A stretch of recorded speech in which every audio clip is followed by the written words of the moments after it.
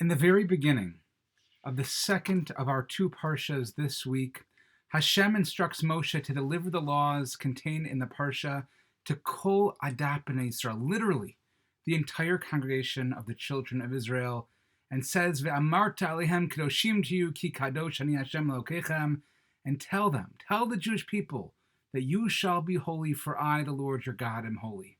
And Rashi famously comments based on the Midrash that Moshe was instructed to present this entire parsha behakel, in the assembly of the entire nation. And what's interesting in particular about this comment by Rashi is that it implies that there was something that was very specific about this message that required it to be given behakel, with the entire Jewish people in attendance.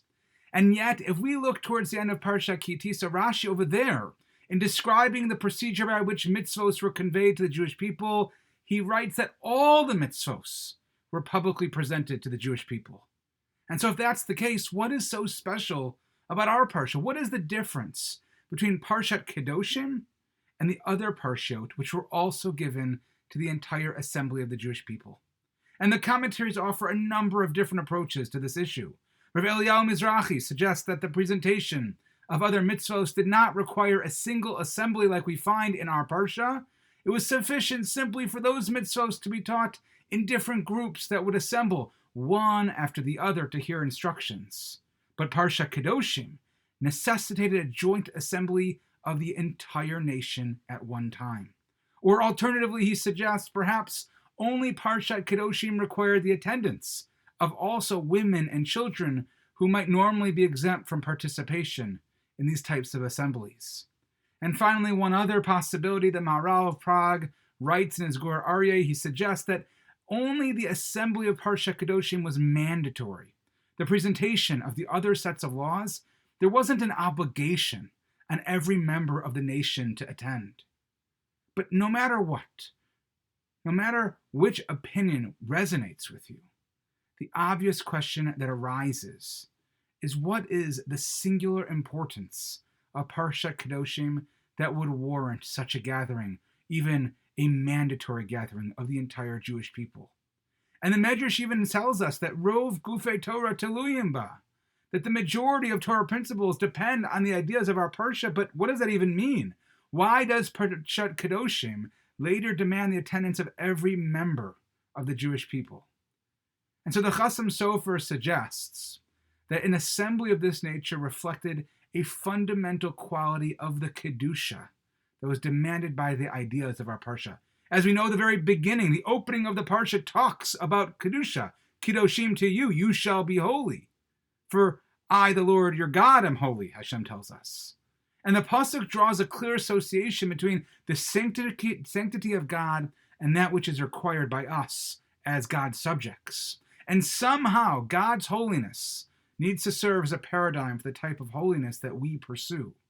And for this reason, many commentaries have explained that this parallel serves to negate a very common misconception regarding the concept of Kedusha.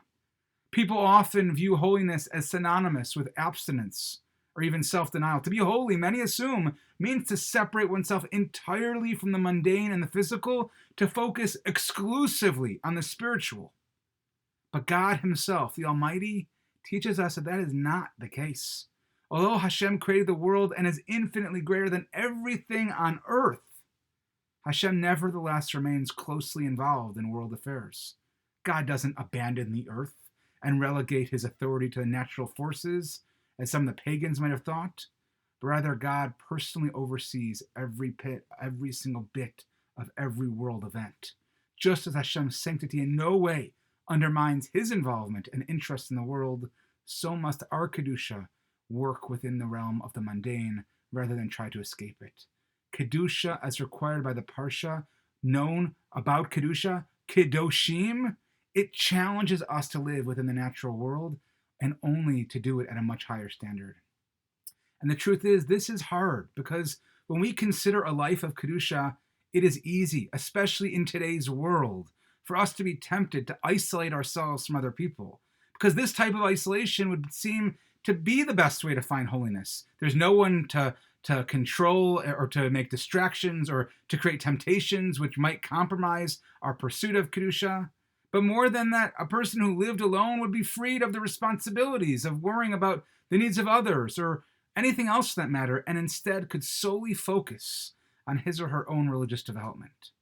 And despite the apparent benefits of this isolation, the Chasam Sofer emphatically rejects this approach. The ideal is not to run away to the desert or to the forest, or if the motivation to do so, even if it is for spiritual refinement. The goal of life is to achieve holiness with Kol Adap B'nai Israel, in the context of the community. But the truth is, it goes beyond that. The Chasam Sofer continues that part of our responsibility, despite any risks that might present, is to interact with other people and lelamdam bina ulhaskil b'Torah Hashem, to teach others about the beauty of Torah and the beauty of mitzvos. That's real holiness.